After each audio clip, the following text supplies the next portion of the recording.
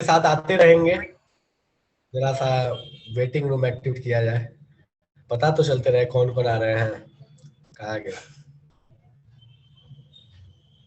हाँ चलिए ठीक है। तो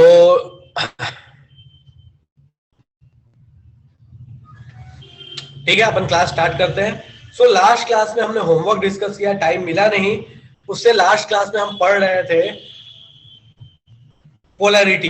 पोलैरिटी पे बात कर चुके थे कि पोलैरिटी क्या होता है।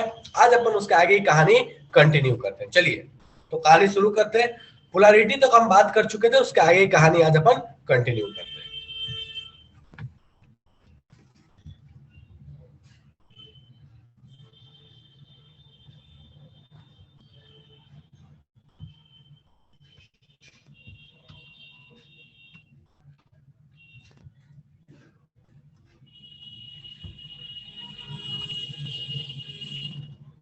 चलिए ठीक है। सो नेक्स्ट अपन बात करते हैं अब ये पोलैरिटी की कहानी जो है इसको थोड़ा सा आगे बढ़ाते हैं और कुछ क्वेश्चंस देता हूं मैं, आप ट्राई करके बताइए कि क्या लगता है वो पोलर होंगे, नॉन पोलर होंगे, कैसे होंगे। आपको ये प्रयास करना है, उनका स्ट्रक्चर ड्रॉ करना है और प्रयास करना है कि भैया बताया जाए कि वो पोलर होंगे, नॉन पोलर होंगे, कैसे होंगे। आपको ये प्रयास करना है, ठीक है। चलिए सो फटाफट से करते हैं।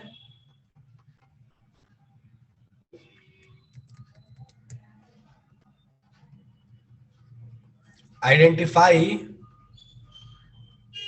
Nature of following compounds.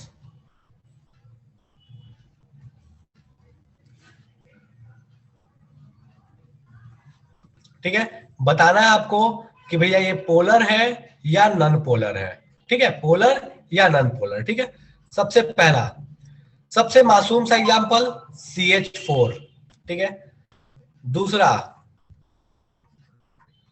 BF2, तीसरा NH3, ऑलरेडी मैंने करवा भी दिया था।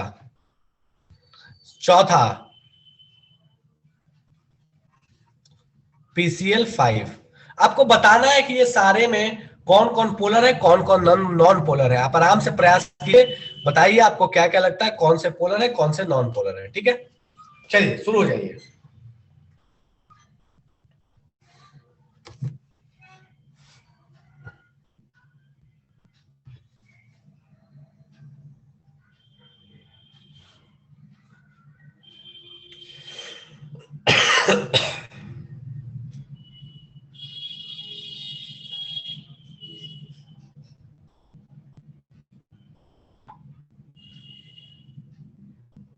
अंजलि गलत है।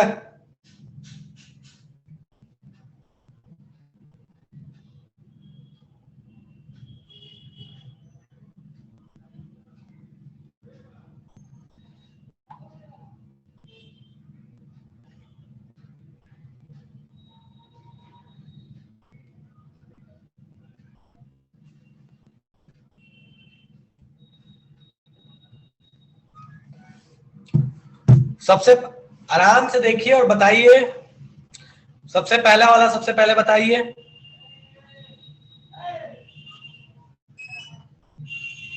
ईशा शेड्यूल आएगा अभी तक ऐसा, हाँ अभी तक के हिसाब से है, बाकी उस समय डिसाइड किया जाएगा अगर ऐसा कोई दिक्कत रहा तो। बाकी अभी तक है।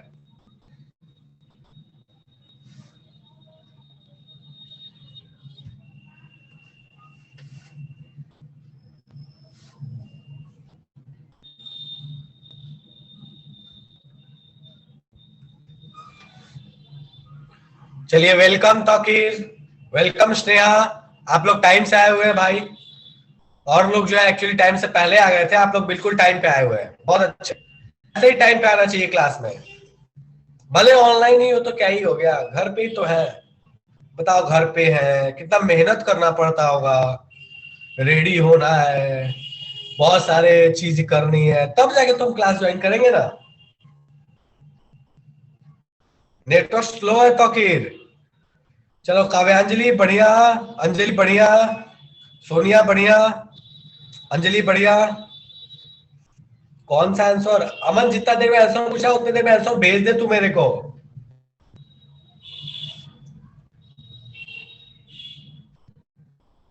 अबे फिर से भेज। अंजलि सिंह कौन सा भाई? अच्छा ठीक है तौकीर, ओके। हाँ ठीक है अंजलि, अंजलि सिंह ठीक है।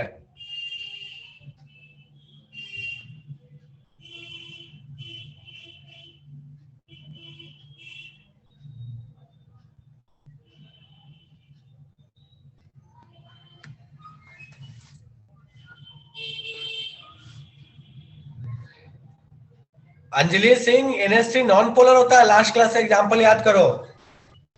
सोनिया बढ़िया, तान्या क्या सी क्या? ऑप्शन नहीं लगाना है कुछ भी, सी लगा दिए। 4 ऑप्शंस दिए हुए हैं, कोई तो एक आंसर होगा ही होगा। बताना है कौन पोलर कौन नॉन पोलर। श्रेया बढ़िया,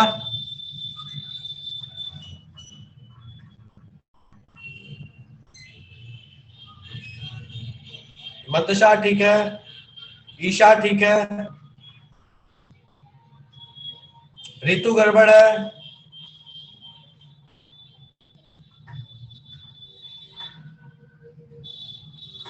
तान्या गड़बड़ है, सलोनी ठीक है। चलिए भैया प्रयास करते जरा। अर्पिता ठीक है,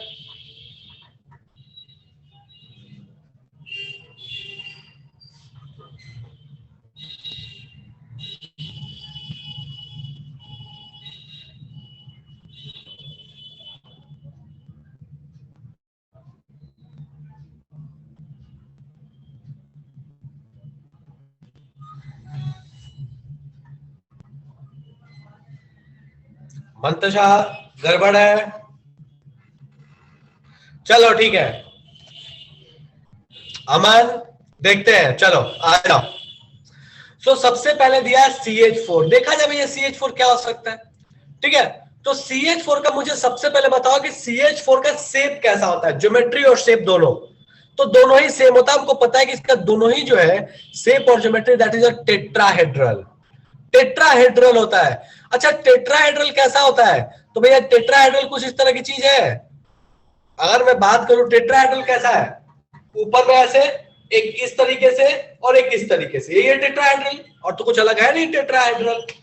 और अगर तुम सोच के देखो ध्यान से, तो सारे के सारे जो बॉन्ड्स है वो बिल्कुल एक जैसे हैं, इसमें पोलैरिटी तो है।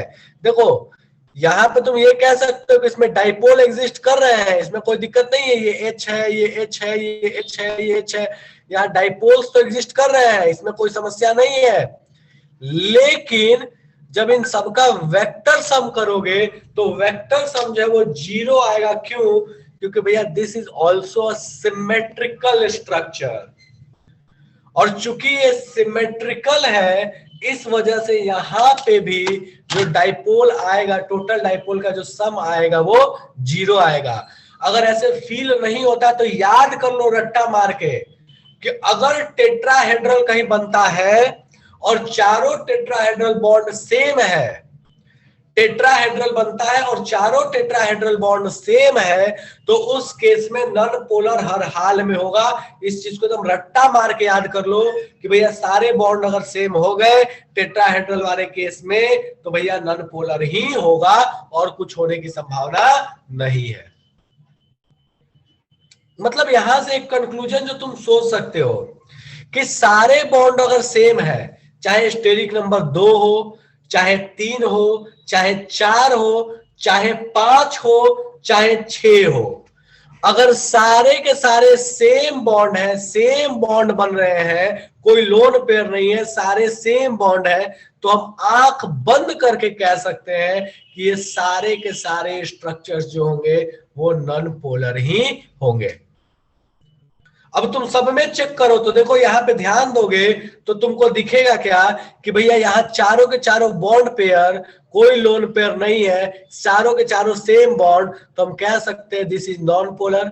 यहाँ पे 2 ही बॉन्ड पेयर है, कोई लोन पेयर यहां भी नहीं है, दोनों सेम है, नॉन पोलर। यहाँ 5 है, पांचों के पांचों सेम बॉन्ड है, कोई अलग नहीं है, कोई लोन पेयर नहीं है, ये भी क्या हो जाएगा?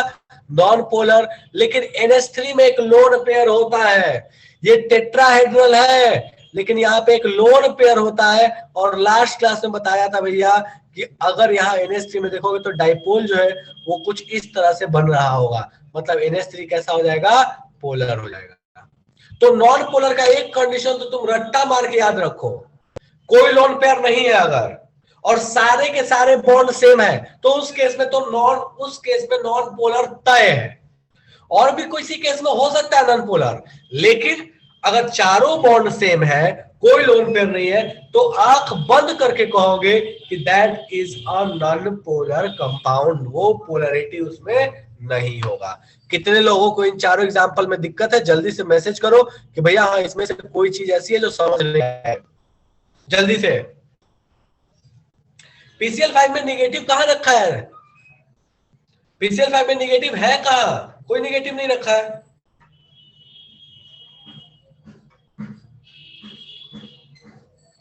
ठीक है,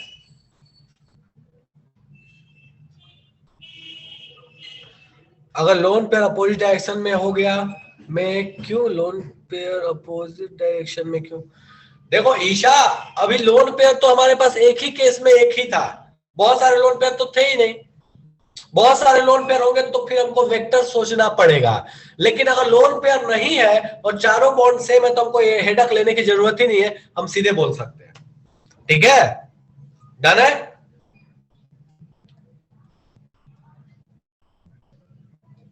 चलो बढ़िया।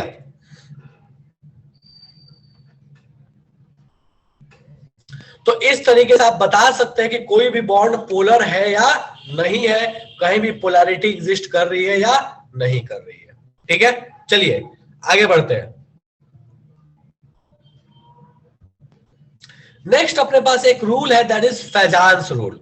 अब इसको समझने के लिए पहले कुछ चीजें सुनो जो ध्यान से। सबसे पहली चीज जो अब बोलने वाला हूं ये बहुत कंफ्यूजिंग स्टेटमेंट होता है, ये बहुत समस्या दे सकता है, तो ध्यान से सुनना जो अभी बोलने वाला हूं। दुनिया में कोई भी बॉन्ड पूरे तरीके से आयनिक या पूरे तरीके से कोवेलेंट नहीं होता है। हम जो भी पढ़ते हैं शेयरिंग या जो भी पढ़ते हैं ट्रांसफर, ये एक्चुअल में ऐसा नहीं होता।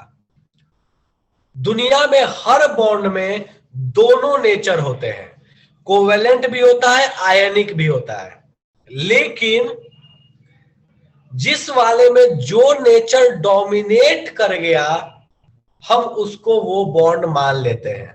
जैसे मान लो कि मेरे पास कोई बॉन्ड है, उस बॉन्ड में अगर कोवेलेंट नेचर जो है वो 70% है और आयनिक 30% है, तो हम कहेंगे कि that bond is a covalent bond. अब तुम ये पूछोगे कि फिर परसेंटेज हम कैसे निकालें, तो आपको अभी परसेंटेज निकालने नहीं सीखना है, आपको ये सीखना ही नहीं है कि किसमें कितना परसेंट कौन सा है, आपको ये लॉजिक जानना ही नहीं है। बस आपको फिलहाल ये जानना है कि दुनिया में कोई भी बॉन्ड प्योर कोवेलेंट या प्योर आयनिक नहीं होता है।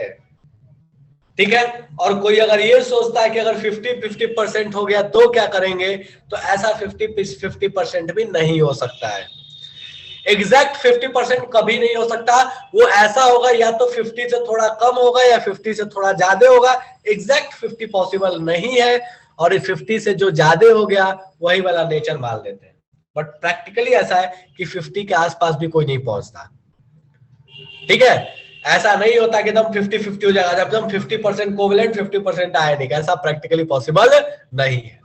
ठीक है, तो इसलिए इस बात को अब दिमाग में आप हमेशा रखिएगा कि भैया दुनिया में कोई भी बॉन्ड पूरा का पूरा कोवेलेंट या पूरा का पूरा आयनिक नहीं होता। अब तुम्हें एक चीज समझाता हूं, ध्यान से सुनो। अभी जो पोलर नेचर हम कोवेलेंट में पढ़ रहे हैं, क्या वो आयनिक जैसी कहानी नहीं है ना? आयनिक में भी क्या होता है, चार्ज डेवलप होता है, पोलर में भी चार्ज डेवलप हो रहा है। तो भैया चार्ज डेवलप होना मतलब कोवेलेंट में चार्ज का आना, एक तरीके से आयनिक बनना। और अगर आयनिक कंपाउंड में उसी तरह से कोई शेयरिंग होने लगे, किसी तरीके से वहां पे शेयर होने लगे, तो हम बोलेंगे कि वहां कोवेलेंट आ गया। तो जैसे अभी कोवेलेंट में हमने आयनिक की प्रॉपर्टी बिना पढ़े हुए सीख लिया कि जो पोलर नेचर आ रहा है that is the actual property of ionic. Charge वाला जो प्रॉपर्टी हो किसकी प्रॉपर्टी? आयनिक की प्रॉपर्टी है। सो जैसे उसको हमने पढ़ लिया, वैसे अब हम ये पढ़ेंगे कि आयनिक वाले में कोवेलेंट कैसे आता है। कोवेलेंट में आयनिक तो देख लिया, अब आयनिक में कोवेलेंट कैसे आता है इस चीज को समझने का प्रयास करते हैं। ठीक है, चलिए। तो पहले मैं कुछ स्टेटमेंट्स लिखता हूं, इन स्टेटमेंट्स को ध्यान दीजिएगा। सबसे पहला स्टेटमेंट,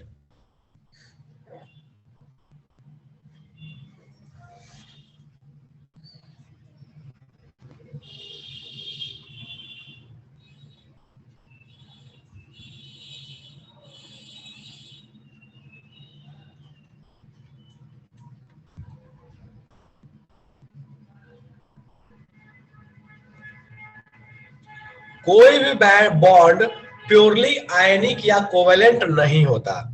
दोनों नेचर होते हैं, थोड़ा सा आयनिक हो सकता है, थोड़ा सा कोवेलेंट हो सकता है। ठीक है,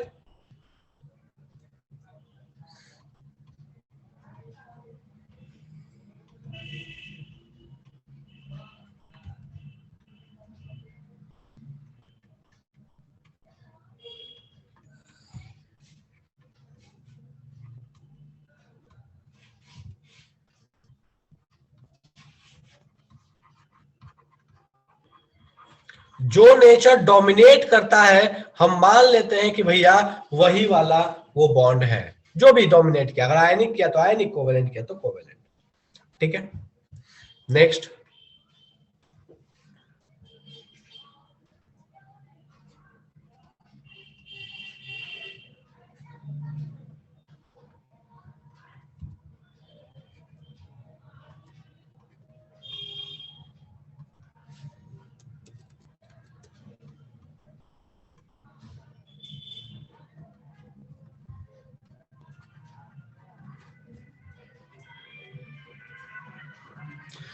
अब हमने जो थोड़े देर पहले पढ़ा था वो क्या था? तो कोवेलेंट बॉन्ड में जो अभी पहले पढ़ा था वो क्या था? कोवेलेंट बॉन्ड में आयनिक नेचर हमने यही देखा था। पोलर होना, एच बॉन्ड है उसमें प्लस माइनस आ रहा है, सी एच बॉन्ड है उसमें प्लस माइनस आ रहा है, एच एफ बॉन्ड है प्लस माइनस आ रहा है। तो वो कोवेलेंट में आयनिक आ रहा था, और अब हम देखने वाले हैं आयनिक में कोवेलेंट कैसे आता है। सो अब हमारा फोकस है कि आयनिक में कोवेलेंट कैसे चेक किया जाए। कोवेलेंट में आयनिक कैसे चेक किया? इलेक्ट्रोनिगेटिविटी से। अब आयनिक में कोवेलेंट कैसे आएगा इसको समझने का प्रयास करते हैं। सो आयनिक में कोई भी आयनिक बॉन्ड में या कोई भी आयनिक कंपाउंड में कितना कोवेलेंट नेचर है ये पता करने के लिए यूज किया फेजांस रूल। तुम यहाँ अमाउंट नहीं बता सकते, तुम ये नहीं बता सकते कि 20% है, 25% है, 50% है, नहीं। तुम यहाँ ये बता सकते हो कि किसमें कम है और किसमें ज्यादा है। तुम पीछे वाले में भी ये नहीं बता पाए थे कि कौन कितना पोलर है, तुम ये बता पाए थे कि भैया यहाँ पे ये पोलर है, ये नॉन पोलर है, इस तरह की चीज बता पाए थे। कितना पोलर है ये तुम नहीं बता पाए थे, डाइपोल मोमेंट कितना है ये तुम नहीं बता पाए थे। सो सेम कहानी यहां भी है कि कोई भी जो आयनिक कंपाउंड है वो कितना कोवेलेंट है ये नहीं बताओगे। तुमको दो कंपाउंड देगा और पूछेगा कि बताओ इसमें ज्यादा आयनिक कौन है या ज्यादा कोवेलेंट कौन है, ऐसा क्वेश्चन आएगा, कंपैरिजन आएगा हमेशा। ठीक है, चलिए तो जरा इसको हम थोड़ा सा जूम कर लेते हैं और थोड़ा सा इसको देखते हैं भैया क्या कहता है फैजान।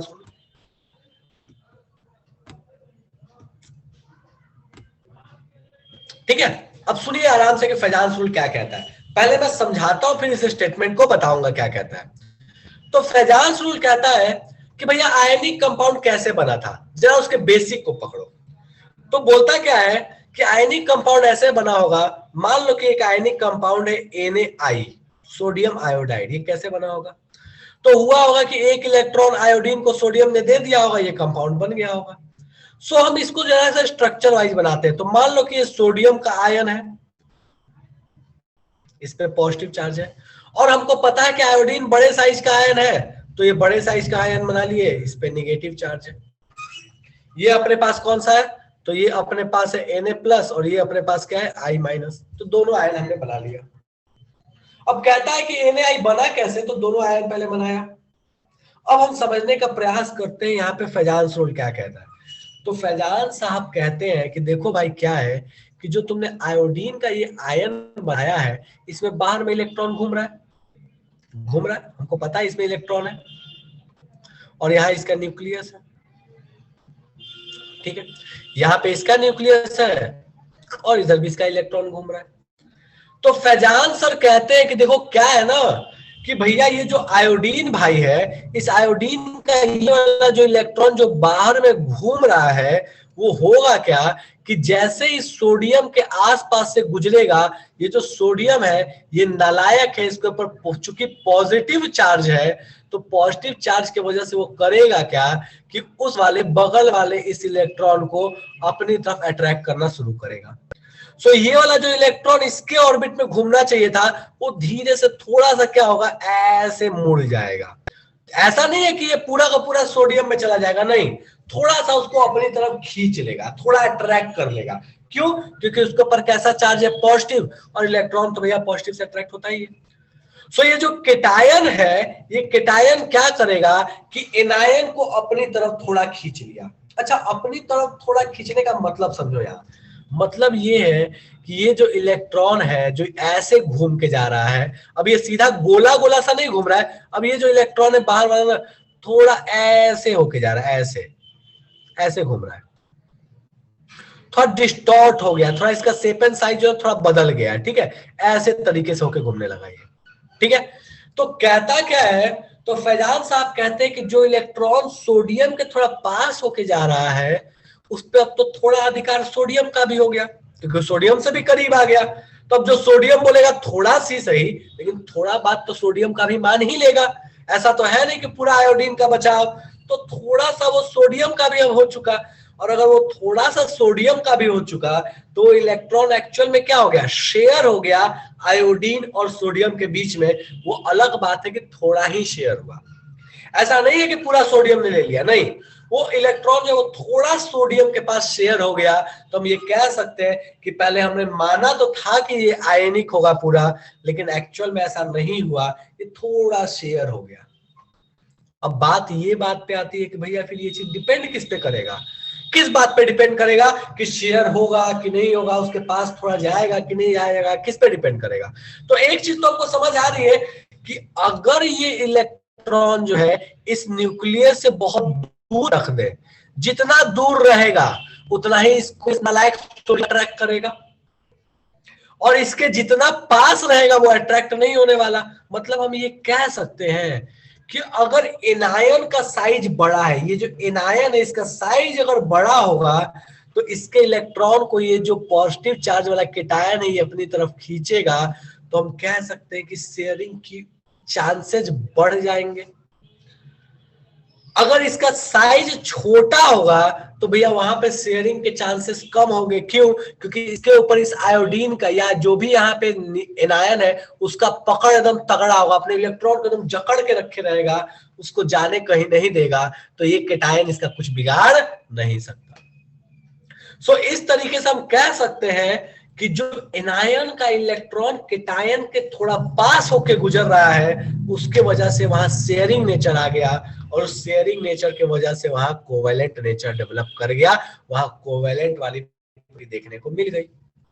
ये किस पे डिपेंड किया? सबसे पहला चीज एनायन का साइज। एनायन का साइज खूब बड़ा, कैसे अपना इलेक्ट्रॉन पे होल्ड बनाए, थोड़ा केटायन के पास पहुंच गया। और किस पे डिपेंड करेगा? केटायन के ऊपर चार्ज।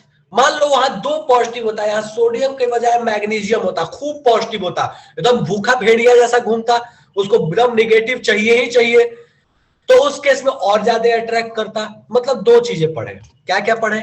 तो भैया यहां मैं लिख रहा हूं कोवेलेंट कैरेक्टर। कोवेलेंट कैरेक्टर कब डेवलप कर रहा है? कैरेक्टर कब डेवलप कर रहा है? तो सबसे पहली चीज कि radius of directly proportional to radius of anion. Anion का रेडियस बड़ा, खूब सारा यहां पे डिस्टर्बेंस, खूब सारा कोवेलेंट कैरेक्टर। दूसरा, directly proportional to charge on cation. Cation, Q का मतलब हुआ चार्ज, किसके ऊपर? सी के मतलब केटायन। अभी लिख रहा हूं, समझते जाओ। केटायन पे खूब चार्ज होगा, खूब सारा अट्रैक्ट करेगा।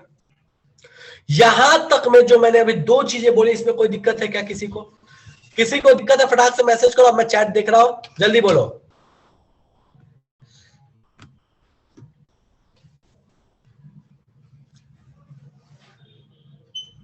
बिल्कुल अंजलि, डिस्टॉर्ट तो हो रहा है ना, उसका इलेक्ट्रॉन क्लाउड ही तो डिस्टर्ब हो रहा है। एनायन का इलेक्ट्रॉन क्लाउड डिस्टॉर्ट हो गया, वो उधर घूम गया। मैं भी बस ऐसे समझा रहा हूं, बाकी वो लैंग्वेज अभी आएंगे आप। रेडियस पे कैसे डिपेंड किया? ईशा रेडियस बड़ा होगा एनायन का, सेंटर से ये बेचारा बहुत दूर रहेगा इलेक्ट्रॉन, ये जितना दूर रहेगा इलेक्ट्रॉन उतने ज्यादा दिक्कत होगा इसका अपना होल्ड बनाकर रखने में इस न्यूक्लियस को, ये इधर भाग जाएगा। पास में रहेगा इलेक्ट्रॉन, कहीं जाने देगा? नहीं जाने देगा। तो एनायन का रेडियस जितना बड़ा होगा, इलेक्ट्रॉन के भागने की टेंडेंसी उतनी ही ज्यादा होगी। चलेगा क्या? अब अंजलि पूछे क्या एनए के शेप पे डिपेंड नहीं करेगा? करेगा, बिल्कुल करेगा, एनए के शेप पे डिपेंड। कैसे करेगा? इस नालायक का साइज जितना छोटा होगा ये उतना ही इसके करीब होगा। समझो कैसे, देखो मान लो ये आयोडीन का एटम है, ये सोडियम है, तो इसका न्यूक्लियस इसके इलेक्ट्रॉन से भी दूरी पे है। मान लो यहीं पे सोडियम के बजाय अगर मैं आयोडीन के साथ लिथियम को ले लेता, तो लिथियम तो बहुत छोटा होता, फिर इसका न्यूक्लियस तो एकदम इसके पास आ गया इलेक्ट्रॉन के, आयोडीन के इलेक्ट्रॉन के। अब यहां पे सोचो कि जब बहुत पास आ गया और ज्यादा अट्रैक्शन देगा। मतलब हम कह सकते हैं कि केटायन का साइज जितना छोटा उतना ही ज्यादा तबाही इस एनायन के लिए, और एनायन का साइज जितना बड़ा उतना ही ज्यादा तबाही, उतना ही ज्यादा शेयर होने के चांसेस। तो मैं दोनों चीजें यहां लिख दिया, मैं लिख रहा हूं रेडियस ऑफ एनायन से डायरेक्टली प्रोपोर्शनल और रेडियस ऑफ केटायन से इनवर्सली प्रोपोर्शनल। केटायन का साइज जितना छोटा उतना ही ज्यादा दूसरे वाले के इलेक्ट्रॉन को खींचेगा। याद करो इलेक्ट्रोनेगेटिविटी भी ऐसी थी, फ्लोरीन की इलेक्ट्रोनेगेटिविटी हाई क्यों थी? उसका रेडियस छोटा था, बगल वाले को इलेक्ट्रॉन को खींचने लगता था। साइज छोटा था, क्लोरीन का नहीं था। सेम ये इलेक्ट्रोनेगेटिविटी जैसा है, छोटा साइज बगल वाले को तबाह करेगा। डन है? चलो नेक्स्ट है चार्ज ऑन केटायन। नेक्स्ट आते हैं चार्ज ऑन एनायन पे कैसे डिपेंड करेगा। चलो अभी लिखना नहीं है, समझो। अच्छा बताओ, आयोडीन पे एक निगेटिव, कोशिश कर रहा है पकड़ के रखने का, मान लो 5-6 और इलेक्ट्रॉन इसको मैं दे दूं तो बेचारा ये आयोडीन तो तबाह हो जाए, हक्का बक्का जो बोला भैया हमसे नहीं कंट्रोल होगा मेरा इलेक्ट्रॉन। कैसे कंट्रोल करे इतना सारा इलेक्ट्रॉन? तो अगर एनायन पे साइज, एनायन पे खूब सारा चार्ज हो जाए तो सारे इलेक्ट्रॉन को पकड़ नहीं पाएगा। अब सारे इलेक्ट्रॉन को नहीं पकड़ पाएगा तो सब इधर उधर बौखने लगेंगे। अब ये बौख के जाएगा इधर तो इसके पास क्या होगा? फिर से अट्रैक्शन होगा। मतलब यहां कह सकते हैं कि चार्ज जो केटायन से भी डायरेक्टली प्रोपोर्शनल, और ये कैसा चार्ज है? पॉजिटिव। और चार्ज ऑन एनायन से भी डायरेक्टली प्रोपोर्शनल ही। क्यों? क्योंकि एनायन पे चार्ज बढ़ेगा, एनायन पे अगर चार्ज बढ़ेगा तो भैया इलेक्ट्रॉन का अमाउंट बढ़ेगा, कंट्रोल घटेगा, कंट्रोल घटेगा तो भी क्या होगा? ज्यादा डिस्टर्ब होगा, वो ज्यादा केटायन के पास पहुंचेगा। तो बेसिकली अपने पास ये 4 पैरामीटर्स है जिसपे ये कोवेलेंट कैरेक्टर डिपेंड करेगा। क्या क्या? रेडियस ऑफ एनायन से डायरेक्ट, केटायन से इनवर्स, चार्ज ऑन केटायन से डायरेक्ट, चार्ज ऑन एनायन से भी डायरेक्ट। तो अगर ये चारों चीजें हुई तो हम कह सकते हैं कि हमारा जो कोवेलेंट नेचर है वो क्या होगा? बढ़ने लगेगा। ठीक है, और इसी चीज को बताया है फैजान साहब ने। फैजान साहब कहते हैं कि भैया देखो यहां ध्यान दो, तो इनका स्टेटमेंट, तो ये स्टेटमेंट कहते हैं, देखो यहां ध्यान दो, पहला statement, smaller the size of cation, larger the size of anion, the greater covalent character in ionic bond। अभी जस्ट बोले एनायन का साइज बड़ा, केटायन का साइज छोटा, तो कोवेलेंट कैरेक्टर ज्यादा। अगला, greater the charge on cation, greater the covalent character of ionic bond. मतलब अगर केटायन पे चार्ज बढ़ा तो आयनिक कैरेक्टर क्या हो जाएगा? ज्यादा। एनायन पे भी चार्ज बढ़ा तो आयनिक कैरेक्टर ज्यादा। अगला, for cation of same size, अगर केटायन सेम साइज का है, एंड चार्ज, अगर चार्ज और साइज दोनों सेम है, the one with electronic configuration n-1 dNns0 is more polarising. अब इस पे बात करेंगे हम कि ये क्या कहना चाहता है। ठीक है, ये थर्ड पॉइंट बात करेंगे, लेकिन फर्स्ट और सेकंड में कोई दिक्कत है तो मुझे बता दो कि भैया फर्स्ट और सेकंड हमको समझ नहीं आया, जादू हो गया। और अगर समझ आ गया तो इसको छापो और फिर अगला वाला भी मैं छपवा दूंगा, पहले इसको छापो फटाफट से।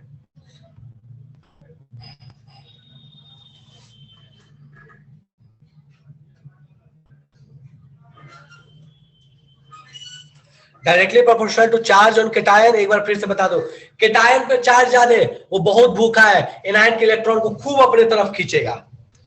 तो इसका मतलब क्या हुआ कि भैया वहां पे दूसरे वाले के इलेक्ट्रॉन को खींच रहा है, मतलब शेयरिंग क्या हो रही है, बढ़ रही है।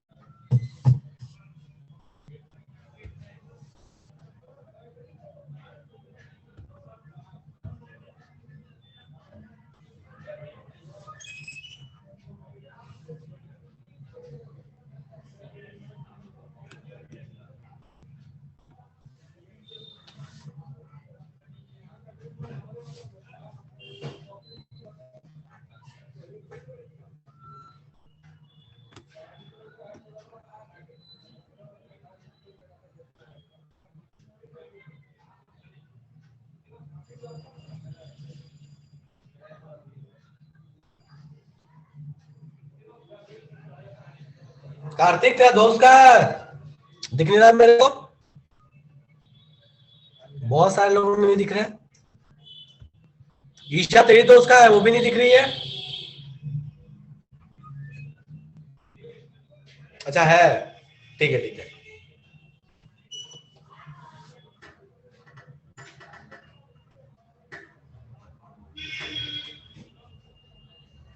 और लग तो रहा है ऑफलाइन क्लासेस यार मतलब मिड फरवरी तक स्टार्ट हो जाएंगे, ऐसा लग रहा है।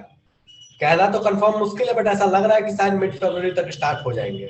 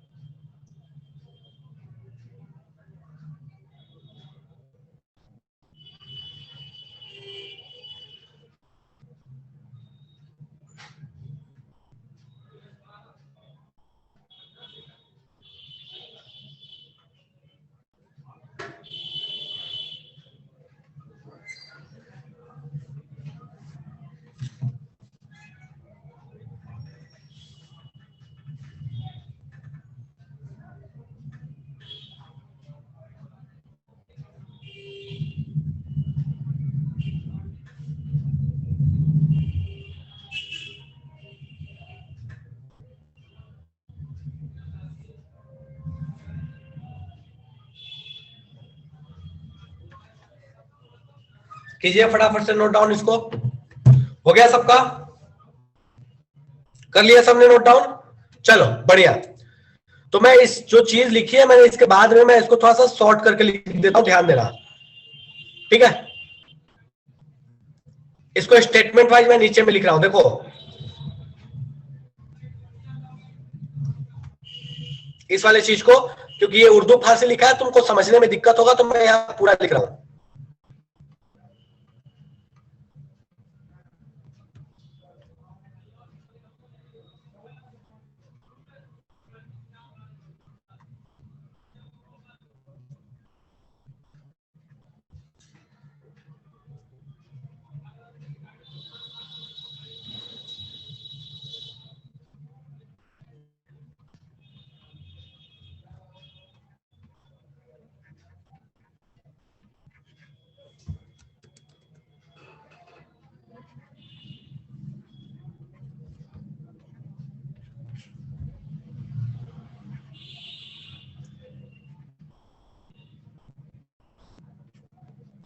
ठीक है, तो इसको फटाफट से लिख लो कोवेलेंट कैरेक्टर का, और यही की पॉइंट है पूरे फैजान सुल का, यही की पॉइंट है। इसको नोट डाउन करो, फिर इस पे क्वेश्चंस करते हैं।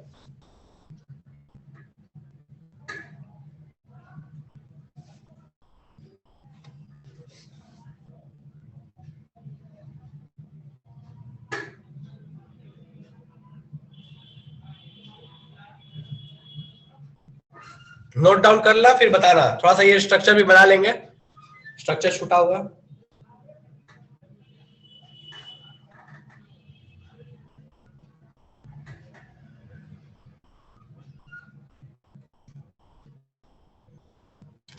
कैसे बनाना है, रुक जा मैं बताता हूं कैसे बनाना है, ऐसे नहीं बनाना, मैं बता रहा हूं इसको कैसे बनाना है। पिछला वाला स्लाइड अभी नहीं लिखा, रुक जाओ मैं दूंगा टाइम, इसको नोट डाउन करो और फिर मैं बता रहा हूं कैसे बनाओ। इसके नीचे एक छोटा सर्कल, एक बड़ा सर्कल ऐसे करके,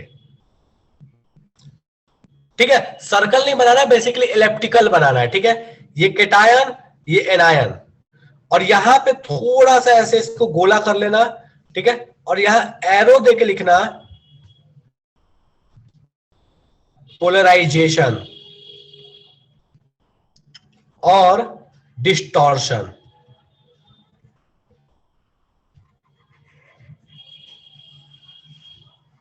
पोलराइजेशन और डिस्टॉर्शन यहां नीचे देना, एराइजेज कोवेलेंट नेचर, ठीक है। तो इस वाले डायग्राम को बना लो फटाफट से। ये जो थोड़ा सा जो सर्कल, जो थोड़ा सा जो टेढ़ा होता है ना, जो इलेक्ट्रॉन का पाथ, इसी चीज को बोलते हैं पोलराइज हो जाना या डिस्टॉर्ट। डिस्टॉर्ट मतलब होता है खराब हो जाना, थोड़ा सा बिगड़ जाना, ठीक है। तो डिस्टॉर्शन या पोलराइजेशन, और ये इससे क्या होता है, तो इससे आता है कोवेलेंट नेचर। लिखो फटाफट से।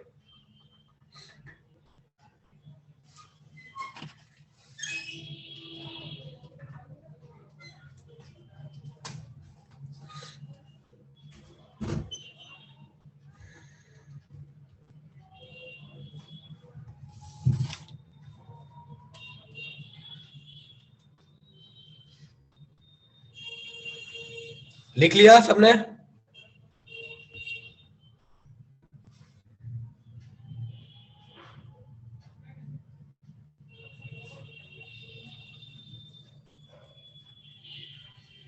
चलो बढ़िया। अब एक क्वेश्चन है मासूम सा, उस क्वेश्चन को जरा सा प्रयास करते हैं, ठीक है।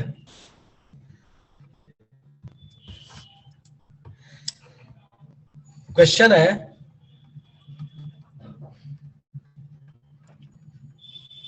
which will have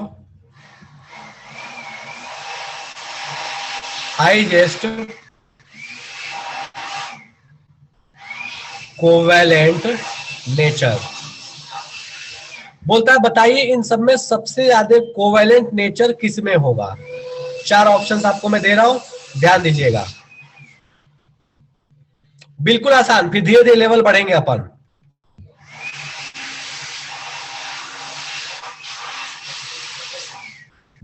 बोलता बताइए इन सब में सबसे ज्यादा कोवेलेंट नेचर किसमें होगा। पहले केटायन के बारे में सोचो, केटायन सब में सेम है, सेम है मतलब केटायन से फर्क नहीं पड़ेगा। अब किसके बारे में सोचना है? अंजलि गलत है, ईशा सही है, पंकज सही है, अंजलि सिंह सही है, फरदीन सही है, सलोनी सही है, मंतशा सही है, अंजलि यादव गलत है, गलत है, तौकीर सही है,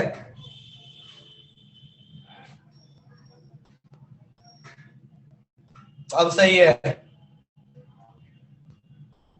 काव्यांजलि गलत है, अर्पिता गलत है, तान्या गलत है। भाई ध्यान दो यार, देखो कोवेलेंट नेचर ज्यादा कब होगा, अभी पिछले वाले लिखा है यहाँ पे, चिल्ला चिल्ला के बोल रहा हूं कि covalent nature directly proportional to charge on cation, charge on anion. अच्छा देखा, देखो भाई सब में charge on cation, charge on anion. देखो पहले इसमें सारे केसेस में केटायन और एनायन पे चार्ज सेम है, +1 -1 +1 -1 +1 -1 +1 -1। इससे कंपेयर होगा? नहीं होगा। चलो कंपेयर करने के लिए क्या होना चाहिए भैया, कुछ तो डिफरेंस होना चाहिए ना। तो भैया चार्ज तो सब पे सेम है। अब क्या बोलता है, अगला बोलता है कि रेडियस ऑफ एनायन के ऊपर डिपेंड करेगा और रेडियस ऑफ केटायन के ऊपर डिपेंड करेगा। चलो भैया, अब यहां देखो, केटायन का सारे में केस में केटायन कौन है? सोडियम। तो केटायन का रेडियस तो सबका सेम है, एनायन का रेडियस डिफरेंट है। इसमें रेडियस सबसे छोटा, फिर इसमें थोड़ा बड़ा, इसमें थोड़ा और बड़ा, और इसमें सबसे बड़ा। सो सबसे बड़ा एनायन का रेडियस किस में है? डी वाले में। तो एनायन का रेडियस सबसे बड़ा, तो कोवेलेंट नेचर भी सबसे ज्यादा। मुझे बता दो इसमें कौन सा बहुत भारी भरकम सा ऐसा लग रहा हो कि रॉकेट साइंस था जो हम नहीं बता पाए? ये बता दो मेरे को, इसे कौन सा रॉकेट साइंस लग रहा था?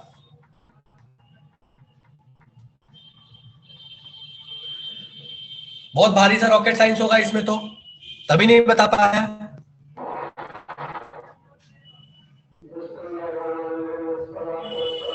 सही है।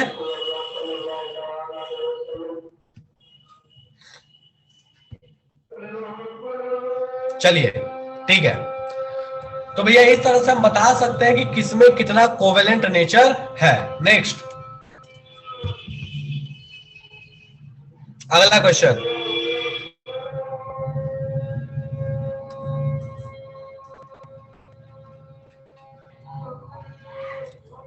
which will have highest ionic nature। ये याद रखना, आयनिक नेचर सबसे अधिक बोला है। अब ये हम कैसे बताएं? आयनिक नेचर कैसे पता करेंगे? जिसमें कोवेलेंट सबसे कम हो उसमें आयनिक सबसे ज्यादा होगा। चलो ऑप्शंस,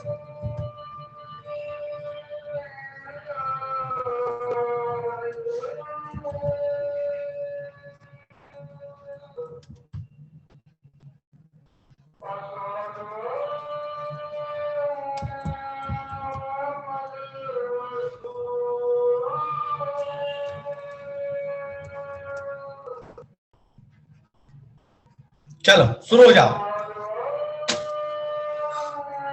शुरू हो जाओ, सोचो जरा सबसे ज्यादा आयनिक कौन होगा। अब सारे केस में एनायन सेम है, एनायन सारे केस में सेम है, तो एनायन से कंपेयर नहीं कर पाओगे, केटायन को पकड़ के कंपेयर करना पड़ेगा।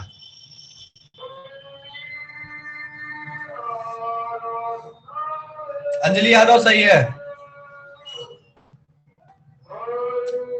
ईशा गलत है, पंकज सही है,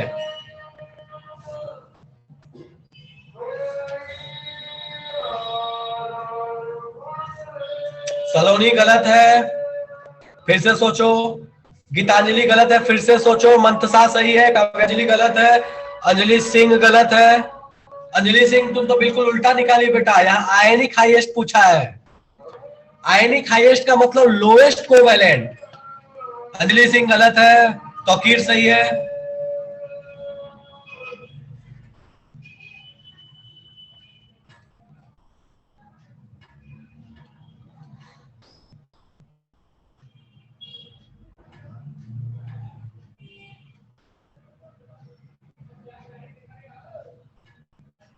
अर्पिता सही है,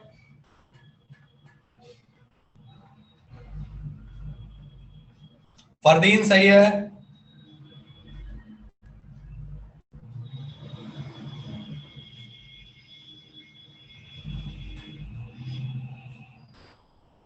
गीतांजलि सही है,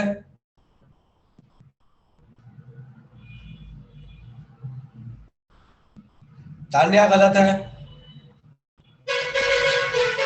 चलो सारे केसेस में चेक करते हैं, एनायन सब में सेम है, एनायन से कंपेयर नहीं होगा। ये मत सोचना कि यहाँ 3 है 2 है 1 है, उससे मतलब नहीं है। नंबर ऑफ एनायन से मतलब नहीं है, नंबर कुछ भी हो उससे कोई लेना देना नहीं है। चलो तो एनायन सब में सेम है, एनायन सेम,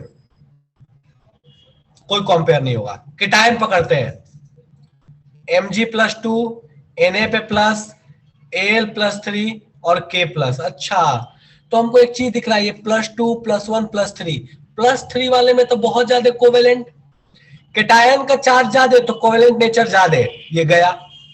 +2 वाला इसमें भी कोवेलेंट ज्यादा। कम कोवेलेंट किसमें होगा? तो कम कोवेलेंट होगा Na+ और K+। अच्छा Na+ में भी चार्ज 1+ है, K+ में भी चार्ज 1 ही प्लस है, लेकिन K का साइज बड़ा है और केटायन का साइज बड़ा तो कोवेलेंट नेचर कम। हाईएस्ट आयनिक बोला है, इसका मतलब बोला है लोवेस्ट कोवेलेंट। लोवेस्ट कोवेलेंट तो किसमें लोवेस्ट कोवेलेंट हो जाएगा? KCl। क्यों? क्योंकि इसका साइज बड़ा है, तो साइज बड़े होने से इसमें क्या हो जाएगा? आयनिक नेचर ज्यादा हो जाएगा, कोवेलेंट नेचर कम हो जाएगा। डन है क्या? डन है? यहां तक में किसी को दिक्कत है? यहां तक में किसी को दिक्कत है क्या? देखो मैं बहुत स्लो चल रहा हूं, बहुत ज्यादा स्लो, ठीक है, ताकि चीजें समझ में आए। बिल्कुल KCl होगा। फिर भी अगर नहीं समझ में आता है तो पूछो, मेरे को कोई दिक्कत नहीं है 4 बार बताने में, ठीक है। सिलेबस थोड़ा लेट जाएगा, मेरे को दिक्कत नहीं है, थोड़ा मैं एक्स्ट्रा क्लास ले लूंगा, दिक्कत तो नहीं है, लेकिन बात यह है कि समझ में आना चाहिए। काव्यांजलि तूने NaCl बोला था शायद। चलो ठीक है, एनीवेज चलिए ठीक है, तो अपन अगली क्लास में इसका आगे कहानी कंटिन्यू करेंगे। और थोड़ा सा ध्यान दे के पढ़ो, थोड़ा चीजों को ध्यान दो, और क्लास में टाइमली आया करो। बाकी मैं बात करता हूं। चलो ठीक है, बाय बाय। आज कोई होमवर्क नहीं है। हाँ अंजलि बिल्कुल, लेकिन बेटा टाइम, एक्चुअली यही दिक्कत था कि टाइम का इश्यू था थोड़ा, इसलिए मैंने कर दिया। बिल्कुल अंजलि मैं कर देता, लेकिन अब यही बात है कि मैं कर दूंगा ना तो आधे देखो यहाँ पे आधों की हालत खराब हो चुकी है, ठीक है। इसलिए जिसके डाउट है वो डाउट पूछ लो। मैं इसलिए ऑनलाइन में यार कम कर देता हूँ, ऑनलाइन में मतलब ज्यादा जाता ही नहीं हूं मैं, पता है ना, थोड़ा जहां